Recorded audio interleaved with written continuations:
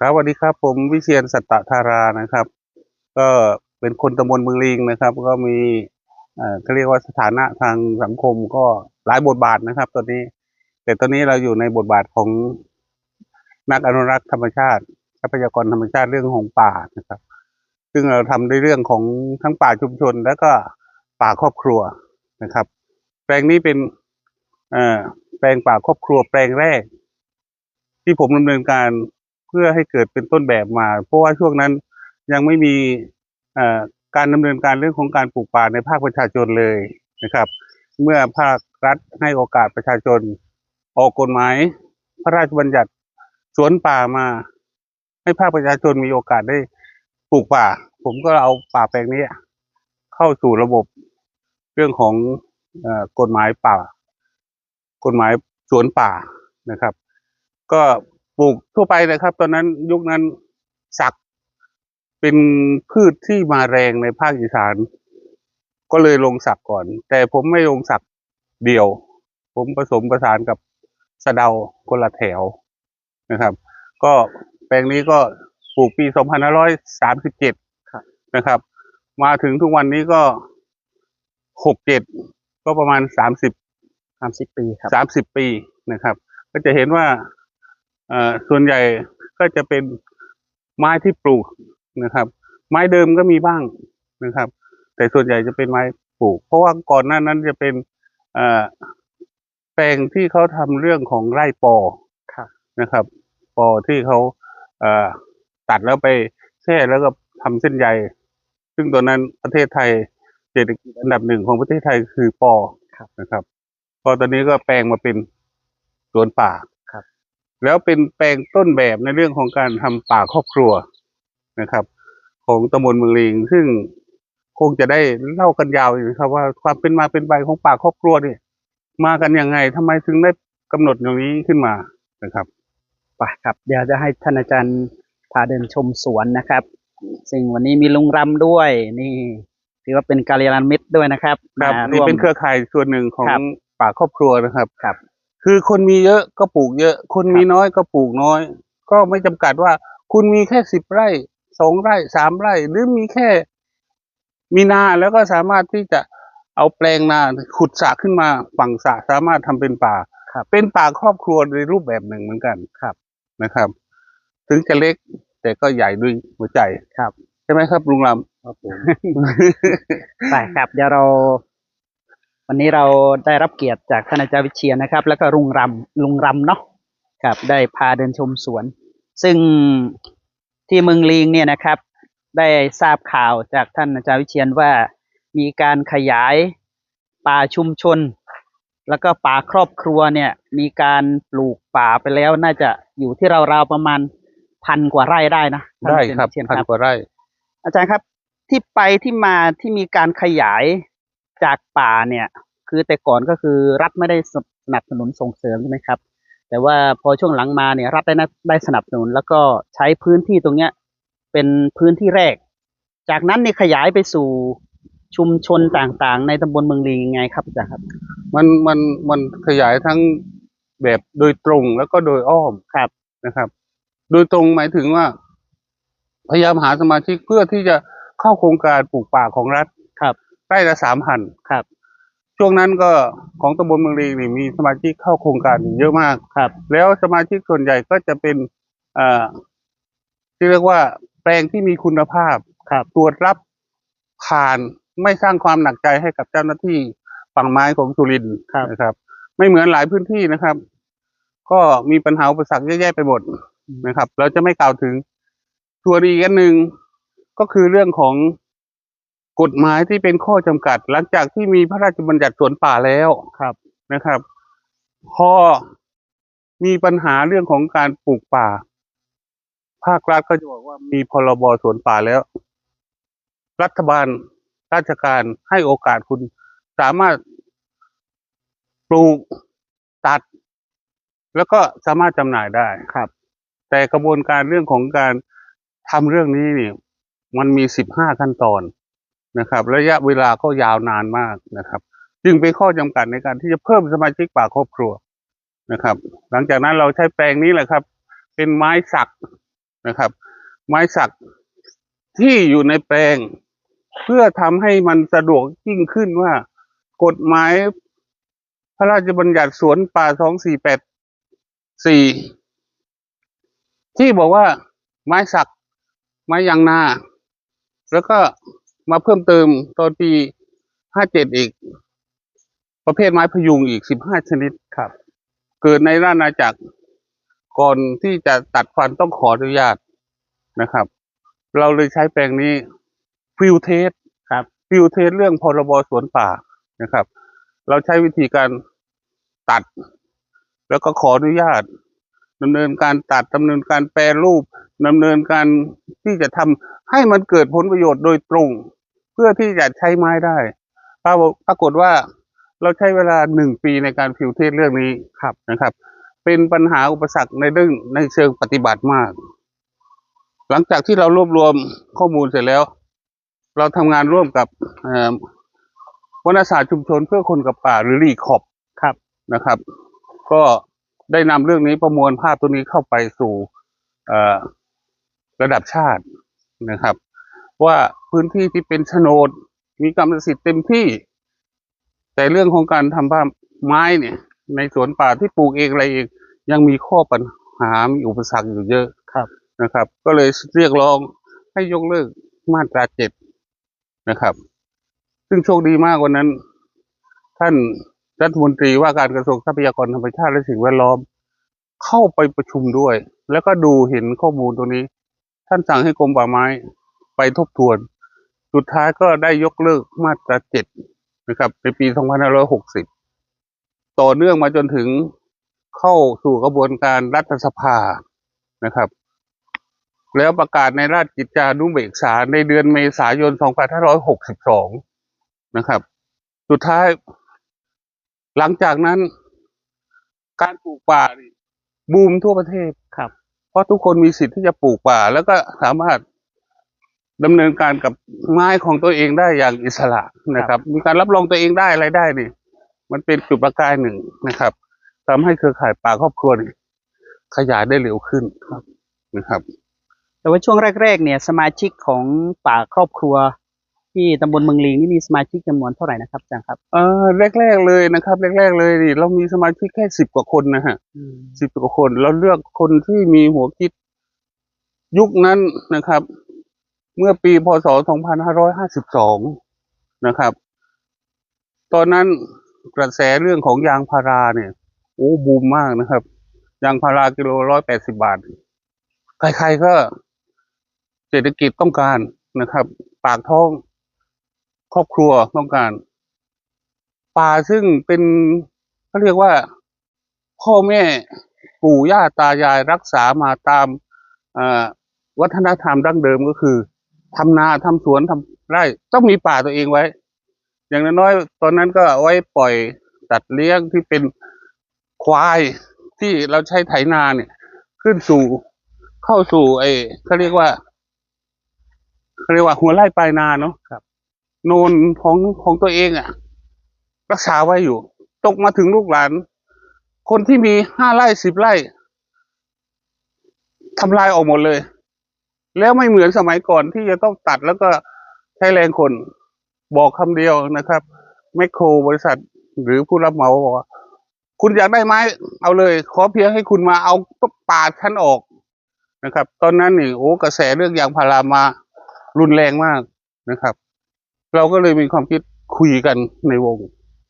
ของสภาองค์กรชุมชนว่าเราจะรักษาป่าตัวนี้ไว้ได้อย่างไรนะครับ แล้วเราก็ได้ดำเนินการเรื่องของ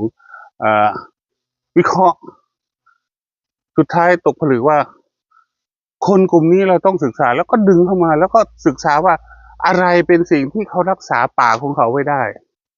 นะครับ เราก็ได้สมาชิกมาประมาณ15 คนครับนะครับ หลังจากที่เราทำเรื่องนี้เราก็เลยใช้วิธีเอาความคิดของเขาแล้วก็สรุปเป็นบทเรียนเป็นแต่ละคนแล้วก็ทำป้ายให้เขาไปติดในกรอบที่บ้านเขาเลยครับเสร็จแล้วเราก็ทำเป็นป้ายที่เป็นป้ายติดไว้ที่สวนป่าเขาด้วยให้ทุกคนรับรู้ว่า คนคนนี้แหละเป็นป่าครอบครัวนะไม่ใช่ป่าสาธารณะนะครับ ก็ทุกคนมีความภาคภูมิใจนะครับ ป่าที่เคยคิดจะล้มเพื่อปลูกยางพาราก็รักษาต่อนะครับ มีรายหนึ่งนะครับ ตาอายุเยอะแล้ว70 กว่าแล้ว ท่านเอาเข้าโครงการเลยเข้าเครือข่ายเลย ทีนี้ลูกสาวก็บ่นนะครับบ่นไม่ได้ให้ตารู้นะบ่นบอกตาตายเมื่อไหร่ฉันจะรื้อทันที แต่ถึงตอนนี้ตาก็ยังอยู่นะครับ ลูกสาวที่เคยจะล้างป่าตัวเองเนี่ยพอมาเห็นตอนนี้แล้วยางพาราราคาตกขนาดนี้โอ้ดีแล้วที่ตารักษาตัวเอง รักษาป่าไว้ได้ เพราะว่าตอนนี้มูลค่าของป่ามหาศาลจากตัวเองที่คิดจะลืมป่า เป็นคนไปปลูกป่าเสริมอีกต่างหากที่ตามอบที่ดินให้นะครับ มันเป็นการปลูกให้ความรักป่ามันเกิดในใจก่อนพอเกิดในใจปุ๊บมันก็เกิดจากการกระทำแล้วก็ขยายเครือข่ายกันต่อมาเรื่อยๆนะครับ มีรุ่น2แล้วรุ่น3ต่ออีกนะครับ ปัจจุบันนี่มีประมาณเท่าไหร่นะครับอาจารย์ครับ ปัจจุบันนี่มีเกือบ100 คนนะครับ100 พื้นที่ในพื้นที่ตำบลเมืองลิงนะครับ มันมีหลายรูปแบบที่เป็นพื้นป่าทั้งหมดอย่างนี้ก็เยอะนะครับ ในรูปแบบของโคกหนองนาโมเดลก็มีในเรื่องของการทำให้นาสวนผสมอย่างเช่นหมอรำนะครับ ไม่ใช่หมอลำ หมอรำซึ่งเป็นหมอดินอาสาของตำบลเมืองลิงเนี่ยพยายามรวบรวมคนที่มีความต้องการสระของพัฒนาที่ดินเนี่ยครับไปขุดแทนที่เขาจะปลูกเฉพาะไม้อาหารอย่างเดียวก็ปลูกไม้ยืนต้นอะไรไปด้วยในตรงนั้นนะครับ แล้วไม่ใช่ทำแค่สระเขาทำคันเทนาทองคำด้วยนั่นคือปั้นขนาดใหญ่แล้วก็ปลูกไม้ป่าสลับกับไม้ผลไม้ตามพระราชดำริเลยนะครับ ไม้3 อย่างประโยชน์4 อย่างผสมอยู่ในพื้นที่ตรงนั้นนะครับ ถามว่ามีกี่รายเป็นร้อยเลยครับตอนนี้พื้นที่ถ้านับรวมทั้งหมดนี่ทั้งเป็นป่าลักษณะนี้แล้วก็ป่าโคกหนองนา แล้วก็ป่าผสมผสานน่าจะ1,000 กว่าไร่ครับเดี๋ยวเราจะรวบรวมเพื่อจะเป็นข้อมูลเพื่อให้เห็นที่ประจักษ์ต่อไปนะครับ ซึ่งในส่วนของช่องไอดูความรักนะครับ ได้คุยกับท่านอาจารย์วิเชียรแล้วว่า เดี๋ยวเราจะเก็บรวบรวมนะครับ ซึ่งเป็นข้อมูลของป่าครอบครัวเมืองลิงโมเดลนะครับ ซึ่งแนวคิดของชุมชนที่สร้างป่าเนี่ยก็ล้วนเกิดมาจากที่นี่เป็นต้นแบบ ช่วงแรกๆเนี่ยที่นี่เป็นพื้นที่ยังไงครับอาจารย์ครับที่นี่ช่วงแรกๆเฉพาะป่าตรงนี้เป็นไร่ปอเป็นไร่ปอเราคิดว่าจากไร่ปอในทั่วไปของที่เป็นไร่เป็นนาเป็นอะไรก่อนนั้นก็จะเป็นป่าทั้งหมดนั่นแหละแล้วก็แปลงเป็นแปลงเกษตรเชิงเดี่ยวเพราะฉะนั้นการที่จะฟื้นคืนเรื่องของป่ามันไม่ใช่ปัญหาอุปสรรคเลยเพราะว่าเรื่องเดิมมันก็คือป่านะครับ อย่างตัวนี้นี่ช่วงที่ปี2560 2560นะครับมีโครงการของท่านดร.เกริกปีมุกิจมาเรื่องของคนกล้าคืนถิ่นนะครับก็เอาเขามาบ่มเพาะแล้วเขาเห็นความสำคัญของป่าเสร็จแล้วเขาจะเป็นคนสำรวจเลยว่าศูนย์ป่าแห่งนี้เนี่ยจะมีต้นสักกี่ต้นก็จะทำข้อมูลไว้นะครับ มีแปลงป่าที่มีต้นไม้ที่ทำสัญลักษณ์แล้วก็เป็นโค้ดไว้เลยนะครับ ว่ามันเป็นต้นที่เท่าไหร่นะครับเนี่ยอันนี้ทำเมื่อปี59นะครับ ต้นที่224นะครับ ต้นนี้นะครับต้นนี้นะครับ เราจะทำลวดสปริงไว้เพราะว่ามันจะขยายได้นะครับแต่ช่วงแรกๆนี่หลังจากที่มีแนวคิดว่าจะสร้างป่าร่วมกับหน่วยงานภาครัฐใช่ไหมครับแล้วก็มีกลุ่มชนของตำบลเมืองลิงที่เป็นเครือข่ายกันเนี่ยแต่ว่าตรงนี้จะเป็นพื้นที่ต้นแบบที่จะสร้างป่าอาจารย์ปลูกระยะ ของต้นไม้นี่ช่วงนั้นเนี่ยประมาณกี่เมตรนะครับอาจารย์ครับผมปลูก2 คูณ 4 2 คูณ 4ระหว่างแถว4 เมตรครับ ระหว่างต้น2 เมตรทำ นะ ไม ครับ ครับอาจารย์ถึงต้องปลูกระยะขนาดนี้ครับ ก็ตอนนั้นเข้าสู่โครงการส่งเสริมการปลูกไม้ใช่ไหมครับ ครับ มันเป็นหลักเกณฑ์ของกรมป่าไม้ ครับ ว่าคุณจะเข้าโครงการตัวนี้ต้องปลูกระยะขนาดนี้ ครับ นั่นก็คือเรื่องของระยะ2 คูณ 4เป็นมาตรฐาน ครับ ไร่หนึ่งจะต้องปลูกไม่น้อยกว่า200 ต้น คือหน่วยงาน จะปลูก ภาครัฐ 200 เขาจำกัดพื้นที่ ใช่ จำกัดจำนวนแบบนี้ใช่ไหมครับ ครับเขาคำนวณมาแล้วอย่างเงี้ยถ้าเราปลูกสักทั้งหมดนะครับจะสังเกตว่า แปลงหลายแปลง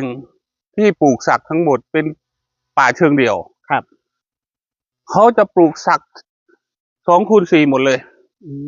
สุดท้ายเวลาเขาจะตัดสางขยายระยะนี่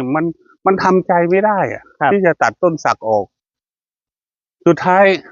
ไม้สักที่มันแน่นกัน เพราะว่าเรือนยอดมันเท่ากันหมดเนี่ย ครับ มันไม่โต มันไม่โต ครับ มันก็เป็นปัญหาเรื่องของการขายต้นไม้ที่ ถ้าต้นไม้ยิ่งโตยิ่งมีราคา ครับ ถ้าต้นไม้มันเล็กๆเนี่ยมันก็ราคามันก็ต่ำลง ครับ แต่ผมโชคดีตอนนั้นผมปลูกสลับกับสะเดา ครับ นะครับ ปลูกสะเดา ซึ่งยังไม่รู้มีความรู้อะไรเลยนะครับ ปรากฏว่า พอตอนหลังผมไปศึกษากับท่านอาจารย์นพพรสติภาที่ขอนแก่น ครับ การปลูกไม้เพื่อให้ได้เศรษฐกิจดีที่สุดก็คือ ต้องปลูกคำนึงถึงเรือนยอดของต้นไม้เป็นหลัก แล้วผลประโยชน์ที่จะได้จากป่าคืออะไร เรือนยอดสูงนี่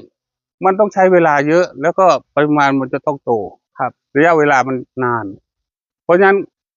ในระยะที่เราจะปลูกนี่ เรือนยอดสูงจะมีสักกับยางนาเนี่ย ครับ 2 อย่างนี้ต้องปลูกกัน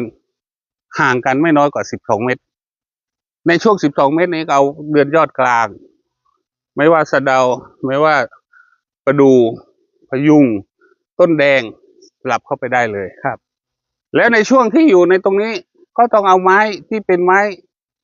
เรียกว่าไม้ล้อมหรือไม้ขุดไปจำหน่ายได้ ครับ ปลูกสลับเข้าไป เพื่อให้ได้ผลประโยชน์ในระยะสั้น ในการที่จะได้ผลประโยชน์จากการทำป่านะครับ ครับ ถ้าเราปลูกไม้ป่าทั้งหมดเนี่ย ที่เราจะสางออกเนี่ยเราตัดออก มูลค่ามันเท่ากับปืน ครับ นะครับ ประโยชน์มันจะได้รับจากป่านี่มันจะน้อยกว่า ครับ แต่ว่าของอาจารย์ช่วงแรกๆนี่คือปลูก2 คูณ 4ครับ แล้วก็มีปลูกสะเดาแซมไปด้วยใช่ไหมครับ สลับกลาง สลับคือสลับเป็นช่องกลางนี่แหละครับ ครับ ทีนี้เราเอาสะเดาออก พอเราจะเอาออกปุ๊บเพื่อที่จะตอบโจทย์ หลังจากที่ได้ยกเลิกมาตรา 7แล้วก็คือไม่มีกฎหมายก่อนหน้านั้นก็บอกว่าปลูกทำไม ครับ ปลูกแล้วตัดไม่ได้ ครับ คำถามตามมาก็คือหลังๆนี้ปลูกได้แล้ว ตัดได้แล้ว ครับ คำถามว่าเศรษฐกิจรัดตัวอย่างนี้ปลูกป่าแล้วจะกินอะไรนะครับ เราทำเพื่อตอบโจทย์ก็คือ หลังจากที่เราเอาสะเดาออกแล้ว เราเอาไม้ไผ่ลง ครับ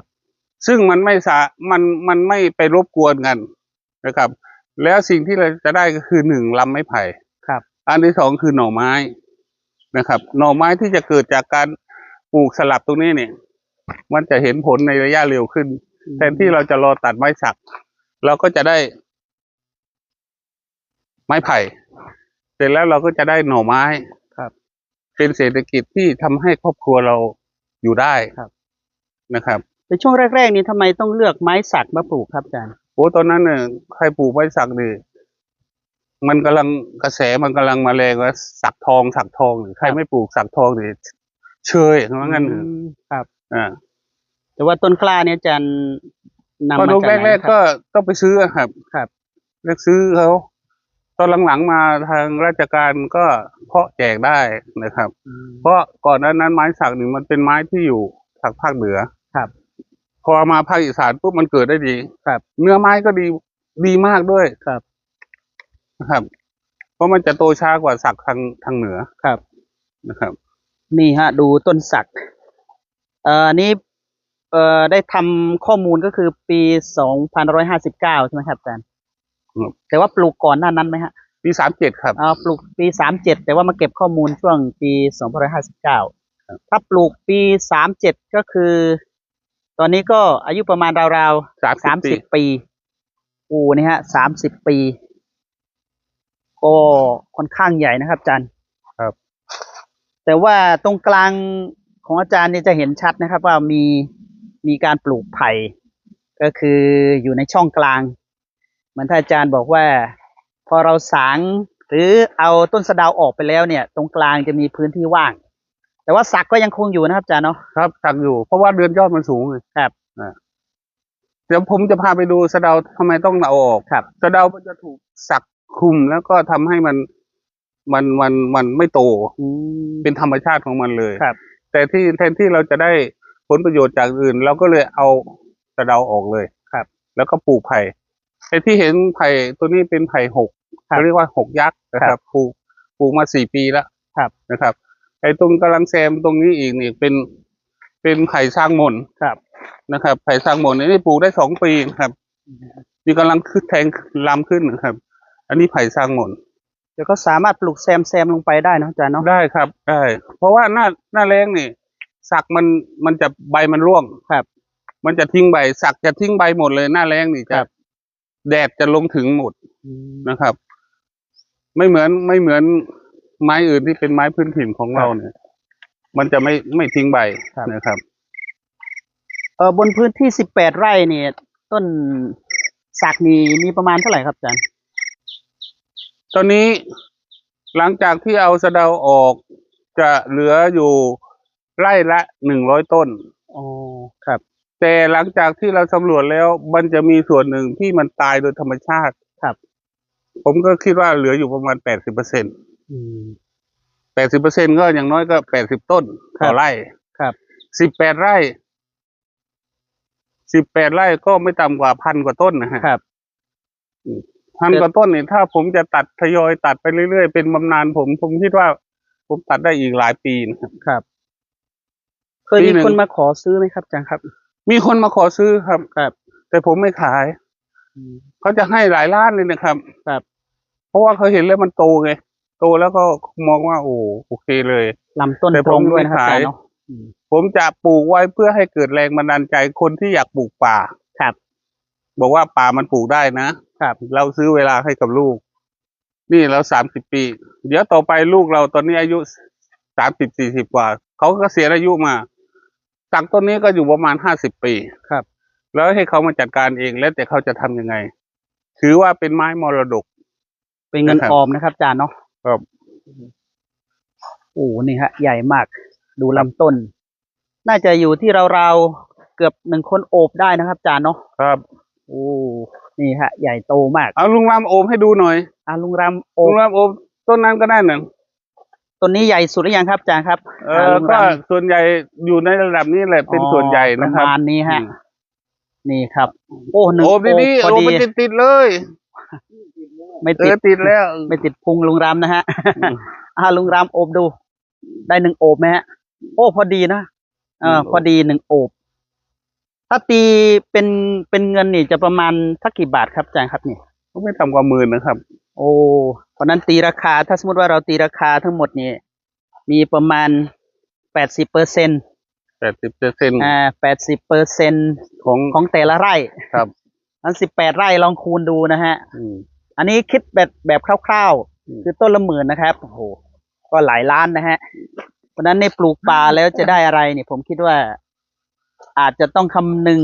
แล้วก็พิจารณา เพราะว่าท่านอาจารย์ได้ทำให้เห็นแล้ว แล้วที่สำคัญนะฮะป่าครอบครัวของเมืองลิงเนี่ย ก็จะมีแบบนี้ ครับ กระจาย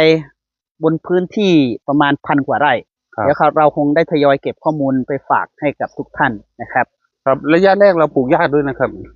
โอ้ เราปลูกหญ้าเพื่อไว้ให้วัว ครับ เนี่ยเราก็จะตัดหญ้าเพื่อใช้ประโยชน์จากพื้นที่ให้ได้มากที่สุด ครับ นะครับ เพราะหน้าแล้งแสงมันถึงอยู่แล้ว ครับ หน้านี้ก็มันก็อยู่ได้กล้า แต่ย้อนกลับไปช่วงแรกๆนี่ท่านอาจารย์ก็คือปลูกเป็นแถวเลยเนาะ แถวเลย ป ค ลู รั ก บ เป็นแถว เพราะว่าอะไรครับถึงต้องปลูกเป็นแถวครับอาจารย์ มันดูแลรักษาง่ายครับ อ๋อ เพราะว่าปลูกแปลงใหญ่ขนาดนี้เราจะถ้าปลูกสเปะสปานี่แรงงานก็ทำยาก ครับ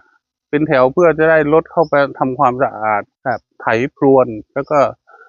ทำระบบดูแลรักษาไม่ใช่ปลูกทิ้งนะฮะ ครับ มันต้องดูแลรักษามันเลยต้องปลูกเป็นแถว ครับ หลายคนบอกว่าทำไมต้องมาจัดให้มันเข้าแถวก็ด้วยเหตุผลตัวนี้แหละ ครับ เราต้องทำให้เราสะดวกในการดูแลรักษาด้วย ครับ แต่พื้นที่18 ไร่นี่หลายคนอาจจะมีพื้นที่ไม่ถึงขนาดนี้ หรืออาจจะมีน้อย ยกตัวอย่างเช่นถ้าเกิดในกรณีของคนเขามีสักไร่2 ไร่ถ้าอาจารย์จะแนะนำให้ปลูกเนี่ย ผมว่า จะประมาณไหนครับอาจารย์ครับ ผมว่าทุกคนอยากปลูกป่าอยู่แล้ว มีข้อ ครับ จำกัดว่าไม่มีที่ ครับ ที่มันน้อย แล้วก็ทำในสิ่งที่เรามีอยู่นะครับ เราไม่ต้องไปปลูกเป็นแปลงทั้งหมดก็ได้ ครับ ปลูกตามรั้วตามคันนาตามสิ่งที่เราอยากจะปลูกอะ ครับ ปลูกไปเลยมันจะเป็นทำให้ร่างกายจิตใจเราดีขึ้นนะครับ ในเรื่องของทำให้อยากทำในสิ่งที่เราอยากทำ ครับ ในเมื่อมันเกิดอยู่ในใจแล้วที่เล็กที่น้อยมันเกิดได้หมดนะครับ ก็เอาตามความเหมาะสม ครับ ยิ่งดูแลยิ่ง100%นี่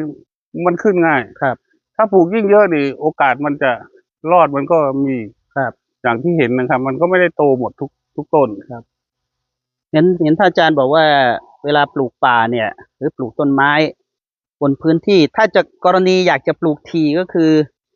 ก็อาจจะต้องมีไม้หลัก ที่เราคิดว่าจะกำหนดไว้เป็นไม้ออมในอนาคต แต่ว่าส่วนไม้ที่จะเสริมเข้าไปก็ต้องใช้ประโยชน์ให้ได้ใช่ไหมครับอาจารย์ ก็ในหลวงรัชกาลที่ 9ท่านบอกชัดๆแล้วนะปลูกไม้3 อย่างประโยชน์4 อย่าง ครับ จัดปลูกตามเดือนยอดปลูกตาม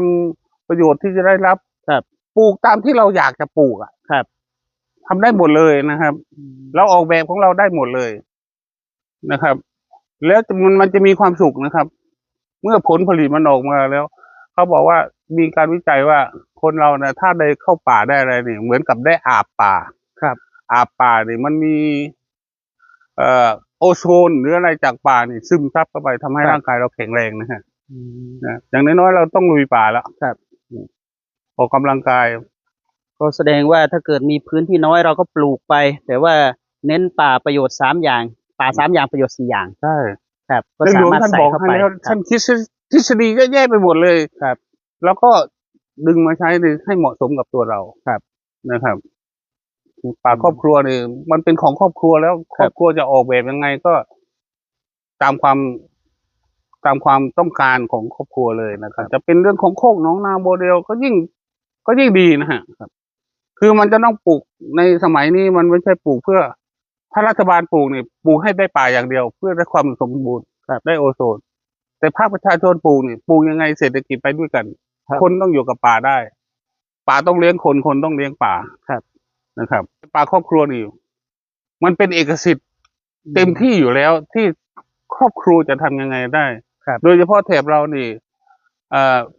เป็นพื้นที่โฉนด ครับ นะครับทำได้ทุกอย่าง ยิ่งยกเลิกมาตรา7ไปแล้วทำได้หมดเลยนะครับ แทบจะไม่ต้องไปอิงกฎหมายสวนป่าด้วยซ้ำไปนะครับ เพราะว่ากฎหมายมาตรา7ที่นี่บอกว่าให้สามารถรับรองตัวเองได้ด้วย ครับ เพียงแต่ว่าท่านตัดออกจากตรงนี้ท่านต้องถ่ายตอถ่ายอะไร เพื่อรับรองว่าไม้ต้นนี้ออกจากตอนี้นะครับ พิสูจน์ได้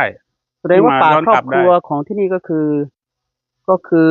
แต่ละครอบครัวก็ปลูกแล้วก็ดูแลกันเอง ถูก แต่ว่าก็มีกลุ่มของเครือข่ายของ ครับ ที่เขาดูแลจัดการเนี่ย ให้คำปรึกษาแล้วก็ให้กำลังใจแล้วก็ไปดูแลเรื่อยๆอะครับ คืออย่างน้อยๆเราได้ประชุมกันแล้วก็ ครับ แลกเปลี่ยนเครือข่ายกัน ก็มีความสุขนะครับเพราะคนหัวใจเดียวกันมาพูดมันก็จะได้มีความสุขในการที่จะแลกเปลี่ยนเรื่องนี้นะครับ คือมันจะไหลเข้าหากันเองโดยอัตโนมัตินะครับ เหมือนเป็นการสร้างความเข้มแข็งของชุมชนด้วยใช่ไหมอาจารย์ ใช่ครับผมทำได้คนเดียวนี่เก่งนะครับ ครับ แต่ให้เพื่อนมาช่วยกันทำได้นี่เก่งกว่า ครับ ครับ หลังจากอยู่ในนั้นนี่เราไปเอาไว้กับวัวด้วย ครับ เป็นบำนาญชีวิตโอ้โห ตามที่นี่ ครับ ใบไผ่นี่เราก็จะเผื่อแผ่ไปเป็นอาหารช้าง ครับ เดี๋ยวจะบอกคนเลี้ยงช้างมาตัดเอาใบไผ่นี่ไปเลี้ยงช้างได้เลย ครับ เนี่ย เพราะว่าเมืองสุรินทร์เนี่ยเมืองช้างอยู่แล้ว ครับ อาหารช้างหายาก หลังจากที่อาจารย์ปลูกช่วงแรกๆนี่ดูแลยังไงครับอาจารย์บริหารจัดการยังไงนะค อ๋อ รับ 3 ปีแรกนี่จะต้องถากหญ้าถากอะไรทำความสะอาด ม เพื่อไม่ให้วัชพืชรบกวน ครับ แล้วหลังจากนั้นปีที่4ที่5เราก็เริ่มตัดสาง ครับ ไม่ใช่ตัดสางคือตัดแต่งกิ่ง ครับอืมแสดงว่าเราก็จะอาจจะเหนื่อยช่วง แรกๆครับ ช่วงแรกๆก็คือราวๆปี1ถึงปี3เนาะ ครับ ปี3แล้วก็ปี4ก็เริ่มอาจจะ ท เบาย ล อง ยสางกิ่งออก ครับ ในช่วง3 ปีแรกเราก็ซ่อม ครับ ซ่อมแซมไอ้ตัวที่มันตาย อืมโอ้นี่ฮะ เป็นแถวเลย แถว จะเห็นได้ชัดนะฮะว่าตรงแถวตรงกลางเนี่ยก็จะมีการแซมด้วยไผ่ นี่เริ่มมีหน่อไม้แล้วนี่ ครับ เนี่ย โอ้ เริ่มมีหน่อไม้ขึ้นแล้ว หลาย ต่อ ค ไป น มัน อาจจะตั้งคำถามว่าปลูกป่าแล้วจะทานอะไร นี่ โอ้ กิน อั ตั น ว นี้ นี้ ก็ แห ชั ละ ดเจนนะครับท่านอาจารย์เนาะ ครับ นี่เริ่ม โอ้ มีไผ่สร้างมนนะฮะ มีไผ่สร้างหมด ระยะการปลูกไผ่สร้างมนแซมเข้าไปในแปลงสักเนี่ย ระยะความห่างเท่าไหร่นะครับอาจารย์ 8 เมตรเลยครับ 8 เมตรนะฮะ ครับ ทำไมถึงใช้ระยะนี้ครับอาจารย์ครับ เพราะว่าอย่างน้อยก็เว้นให้มันเป็นเว้นกอด้วย อ๋อ เพราะว่าระหว่างแถวมัน ครับ 4 เมตรอยู่แล้วเราก็เลยขยายต่อ ครับ เพราะว่ามันจะเป็นกอ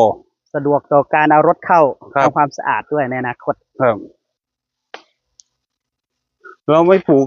สร้างหมดอย่างเดียวเราปลูกยักษ์ด้วยดิ ครับ ปลูกยักษ์นี่ปลูกด้วยเมล็ด อ๋อ นะครับ ได้พันธุ์ สร้ มาง จากไหนนะครับอาจารย์ พอดีซื้อจากที่เขาสั่งมาจากทางเหนือนะครับ อ๋อ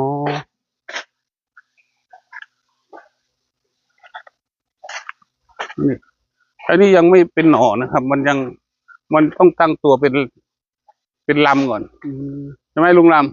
ำไผ่ที่เกิดจากเมล็ดดีมันจะเกิดแขนงเยอะในช่วงแรก ครับ ซึ่งตอนแรกก็คิดลำบากอยู่ว่า เราจะเอาแขนงออกยังไงต้องเสียค่าแรงไหม ครับ ปรากฏว่าคนเลี้ยงช้างบอกว่า บอกผมเลย ผมจะมาสางให้มาแต่งให้เขาก็จะได้ยอดอ่อนใบอ่อนไปเลี้ยงช้าง ครับ เนี่ยเลี้ยงช้าง เราก็จะได้ลำผมบอกให้ตัดเลย ครับ ที่มันแขนงออกเนี่ยให้มันเหลือลำไว้สัก2 ลำ 3 ลำก็โอเค ครับ นะครับ อืม ใช้วิธีแบ่งปันเนาะลุงลำเนาะ อ๋อ นี่ นี่ฮะ ต้นสะเดา มาดูแปลงที่เราไม่ได้สางออก ครับ เพื่อให้เป็นแหล่งเรียนรู้ว่า ถ้าเราไม่สางออกเนี่ยมันจะเป็นอย่างไร โอ้ โอ้ นี่ฮะ อันนี้คือร่องรอยของต้นสะเดา ยังคง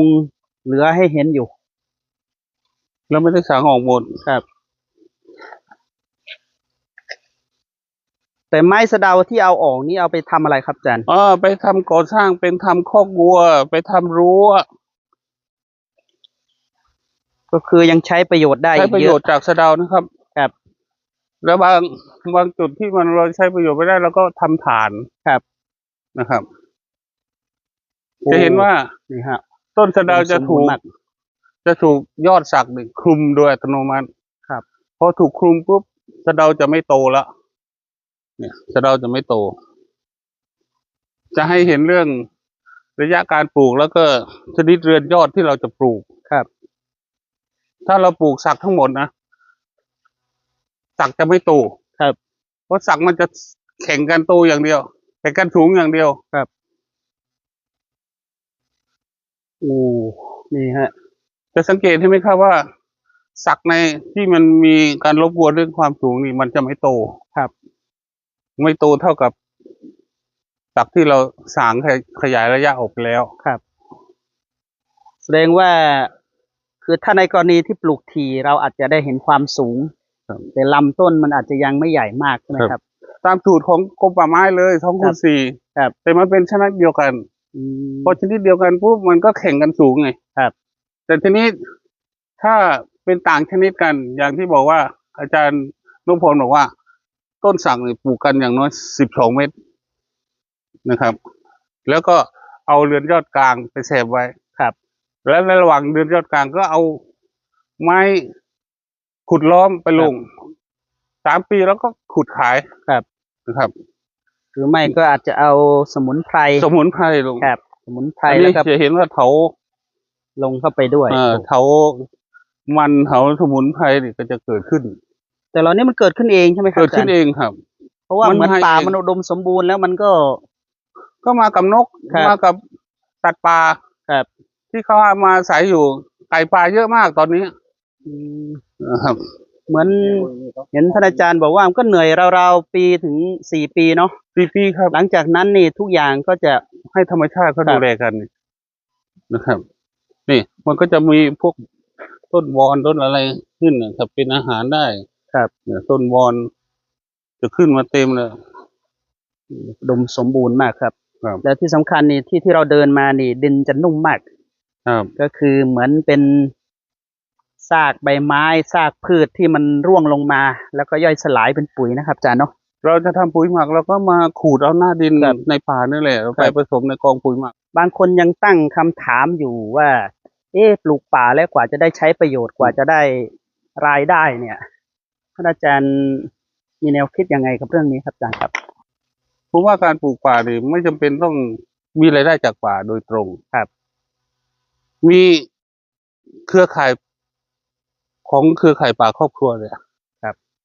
ได้ประโยชน์จากป่า แล้วได้รายได้ปีละไม่ต่ำกว่า10 ล้าน ครับ เขาทำยังไง ครับ เขาใช้ป่าเป็นแบ็กกราวด์ทำค่ายลูกเสือ ครับ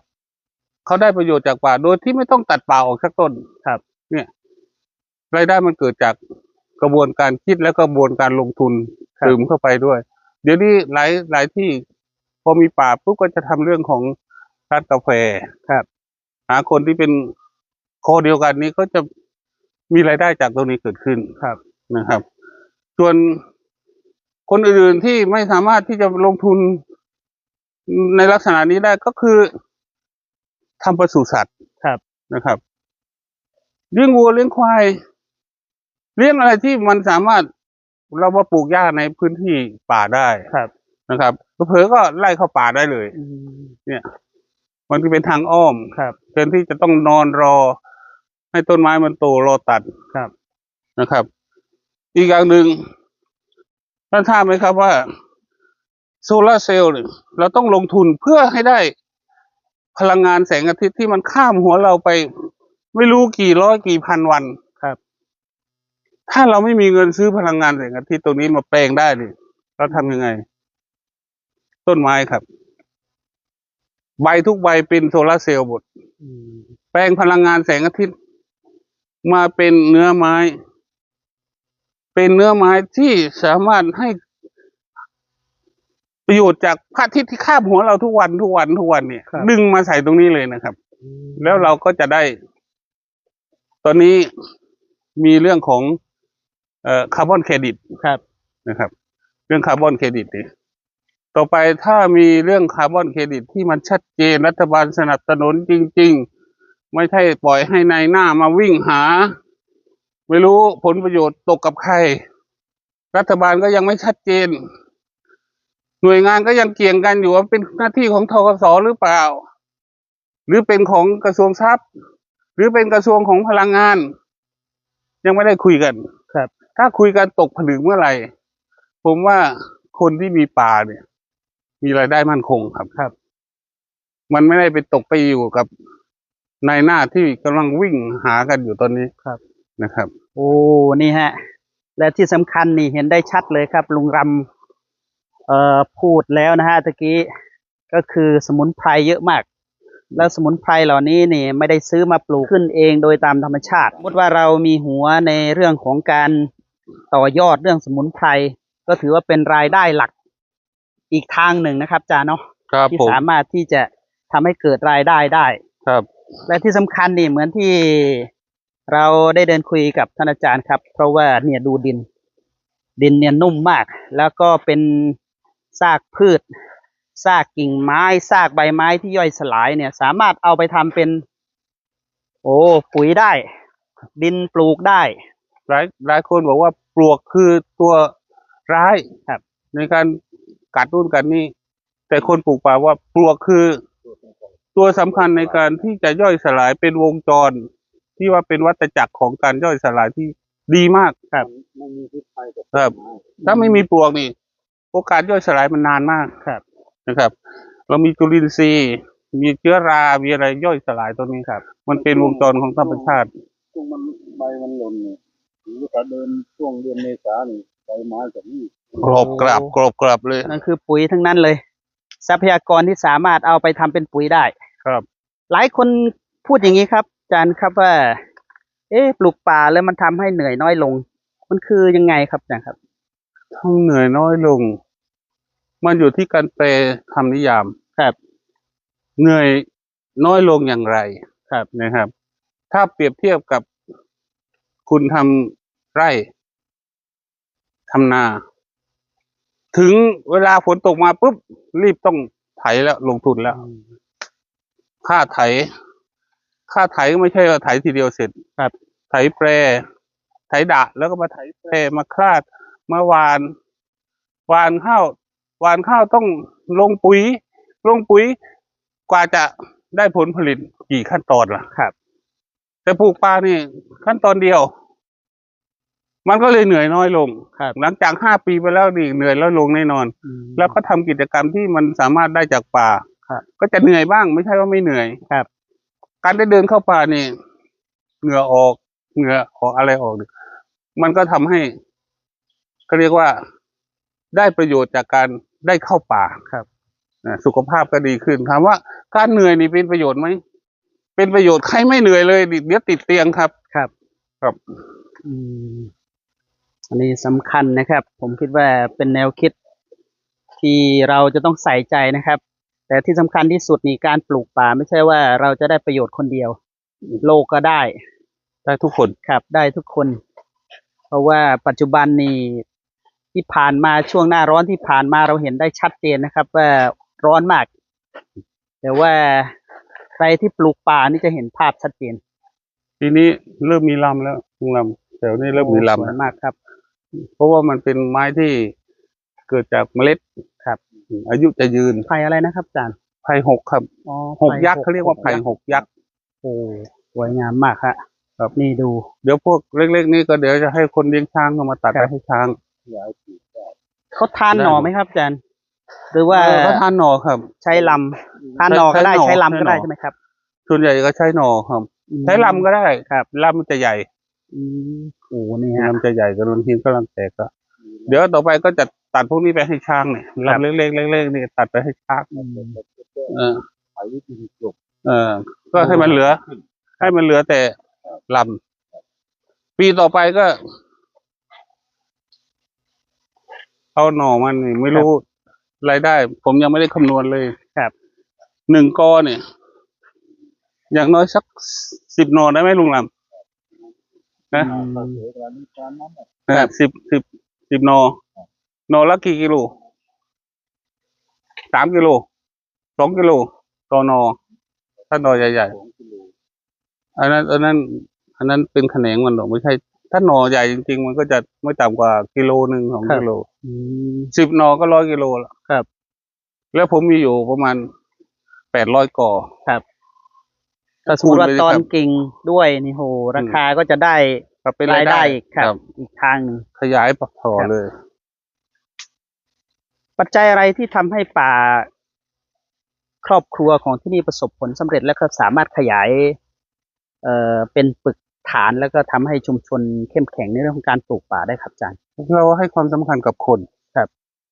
เรายกย่องเชิดชู แล้วก็ให้เกียรติคนที่มีป่า ครับ แล้วเรามาคุยกันประชุมกัน แล้วจะมีความสุขในการที่จะคุยกันเรื่องนี้นะครับ พอคนมีกำลังใจปุ๊บทุกคนก็อยากแสดงออก ครับ ทุกคนก็อยากจะอวดของตัวเอง ครับ แล้วก็จะเวียนกันไปดูของคนนั้นของคนนี้ ชื่นชมให้กำลังใจซึ่งกันและกัน ครับ ครับ ทุกปีแล้วก็ดูคนเล็กคนน้อยเขาก็มีสิทธิ์เข้ามาทำเขามาเห็นของผมอย่างนี้ใหญ่โอ้ยทำไม่ได้ดอกไม่มีตังค์ครับ ไปดูของคุณลำ ครับ ลำที่10 ไร่มีนาด้วย มีคันเทใหญ่